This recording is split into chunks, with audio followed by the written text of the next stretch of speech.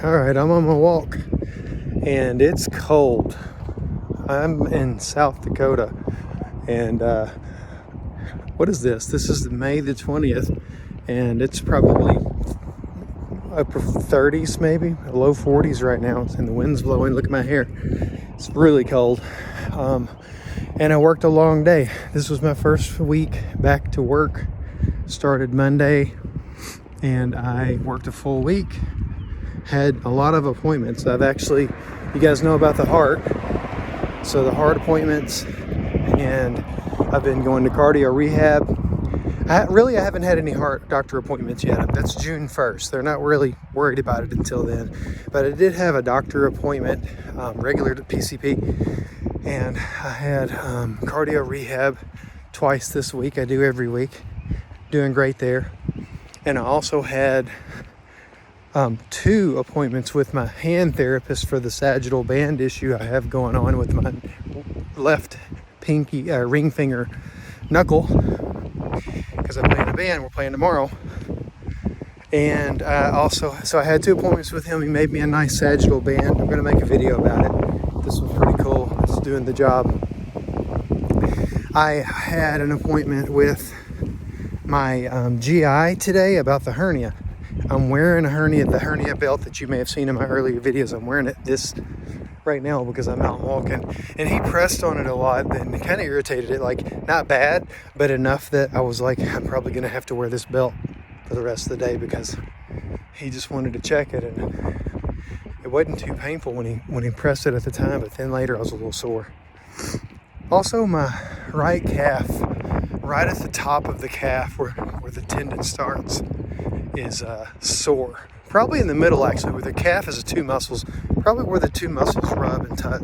It's sore in my right one. And of course, me, if you guys have seen my videos about my heart attack, when they knocked the plaque loose with one of my blockages, it was painful that day. And in my mind, some of that blockage that they knocked loose could go to other parts of my body and be dangerous blood clots. So I keep thinking that it might be the end of the calf right now. And it's been coming and going. And probably it's just a strained muscle. But my wife told me that they put Renavir, I can't remember the name of it. But we looked it up, and it is literally what they will inject into your body, specifically to the site of the suspension of a clot in your calf, which is called deep vein thrombosis, DVT. And it's really pretty much literally impossible for it actually to be a clot, because, I'm going to switch the hand, because whenever I went in for this procedure, they started me on a drip of that stuff for like 12 hours. So anything that was a clot at that time would have been dissolved. Also, garlic is the only thing known to purportedly dissolve clots. And I've been eating a clove of garlic every day, and I'm going to tonight for dinner, which it's already like 6 o'clock right now. It's probably 6:30 at this point. I worked pretty much 12 plus hour day today. I need to catch up on all those appointments time that I'm missing. But it can't possibly be a clot, because that medicine that I was on dissolves clots. It's a powerful pharmaceutical drug that does it. I'm eating garlic every day. And no new clots can really even form like that because of the 3 blood thinners that I'm taking. I'm taking aspirin, I'm taking Eliquis, and I'm taking Plavix.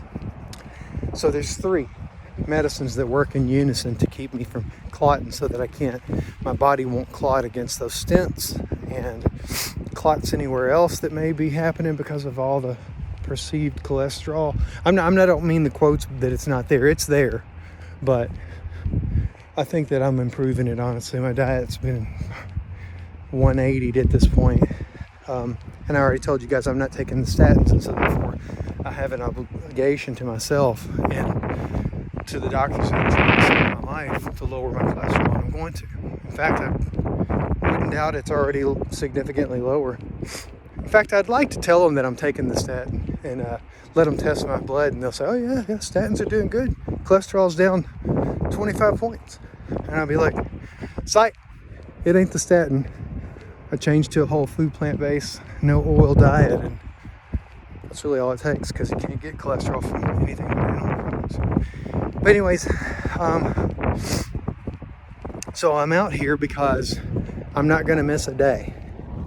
I don't care if it's windy and freezing. At least for the first year, so that I can get all these checkups done. I'm not going to miss any time. And I didn't want to. I'm tired. Like I said, I'm trying to make up time from the appointments, so I worked extra late today. And I wanted to come home and just chill. I don't know how bad the wind is for you guys. It's a little better for me since I have these in earbuds. So I'm sorry again if the audio is terrible. I apologize. But I think it's important for me to capture these moments in real time whenever I'm experiencing them and having these thoughts. It's genuine. I mean, I'm telling you exactly, nothing made up. I'm a little bit out of breath, and that's good. This is the target range they want me to be in when I go for my walks. And I'm going to do it every day. They changed my routine. Instead of first they start off with 3 times a day, 10 minutes. So it's essentially 30 minutes, or 8 minutes really at first, so 24 minutes. Then it went to twice a day at roughly 15 minutes.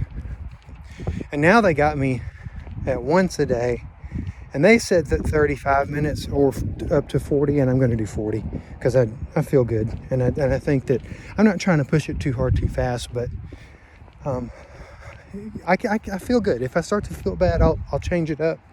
I've yet to really, I go back home as soon as I get done with these, I check my blood pressure to see where it's at after the walk. I do it immediately. I don't even change into my house shoes, because in the Midwest, you got to change shoes when you come in from outside because there's snow and mud half the time, so you got to get clean shoes. I didn't have to do it when I lived in the South.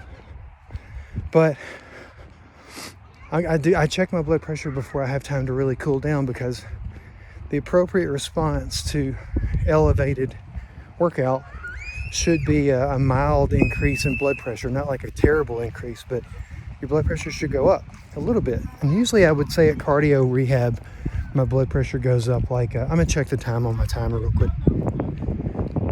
5 minutes left on the timer, because I've got to reverse this path. What I do is I set a timer on my phone, and then I walk a length away from the house.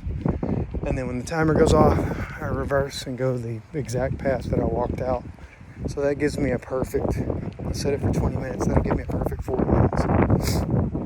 But anyways, my blood pressure resting now with all the medicine I'm on. You gotta realize I'm on a beta blocker, that lowers blood pressure. I'm on losartan, which lowers blood pressure. And I'm eating a healthier diet and not drinking near as much caffeine. So that lowers blood pressure too. So with all of it combined, my resting blood pressure is, what is it typically? It's like 110, 111, maybe 115 over maybe mid to upper 70s. That's typical. So when I'm done exercising, when I get done walking, immediately, again, you can't wait too long, your body will cool down. But when I'm done, it's sometimes anywhere from 120 to 125, 128, over like 80, 83, 85. And that's good. That's an appropriate uptick a little bit. That's what the body's response should be. She told me that if it ever is lower, like when I get done walking, if it's like 100 over 60 or something stupid like that, if it's lower, significantly lower. She said a little bit lower, not too concerned, but something more than I'd say like 10 points, I guess. I don't know. I should clarify with her. I'm just guessing, but she said if it's like lower than your resting heart rate, it means that your heart is not able to keep up with that demand you placed on it.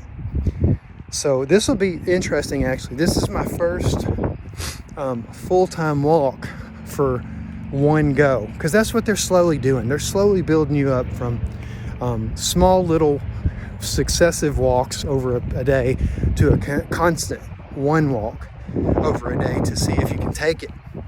It's like a mild stress test, actually. And the pace that I'm walking, the amount of output that I have for these sessions is always pretty consistent. I'm walking at what I consider my brisk pace. You guys hear me. I can still talk, but it's not super easy. It's not like I'm sitting down watching a movie or something. I mean, it's labored a little bit, but that's where you want to be. Not crazy labored, but a little bit labored. And so that's where I'm at. Maybe I'll put under the description what my blood pressure was immediately after this walk.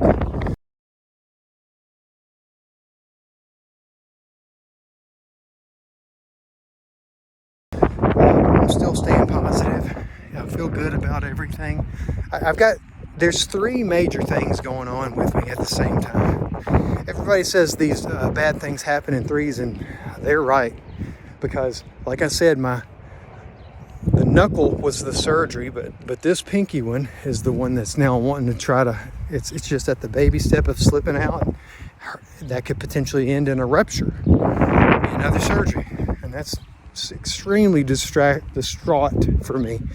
Number one, foremost, in my opinion. Second thing is the heart attack. I mean, I'm not going to be worried about the surgery or my hernia or nothing if I'm dead, right? So that should be number one, honestly, but that's just not the way I feel about it. And then three, the hernia.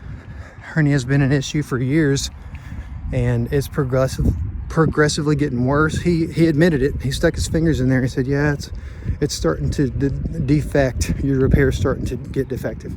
But it's still in place, and he asked how painful it is, and I said occasionally it's pretty painful. And he's like, well, you just had a heart attack. Surgery is pretty much off the table unless it's an emergency, and it's not until you have bowel issues where, it's called incarceration, when you have a bowel incarceration. And I don't have that. My mesh that's in there is still pretty good and holding. It's just not sewn closed. It's just kind of open. But that's what's going on. I'm still out here poking around. I think I'll survive. But shit, man, I can't have constant threats to me back to back. Just insane. How much can someone deal with? Talk to you guys next time. Have a good one. Having a good weekend. See ya.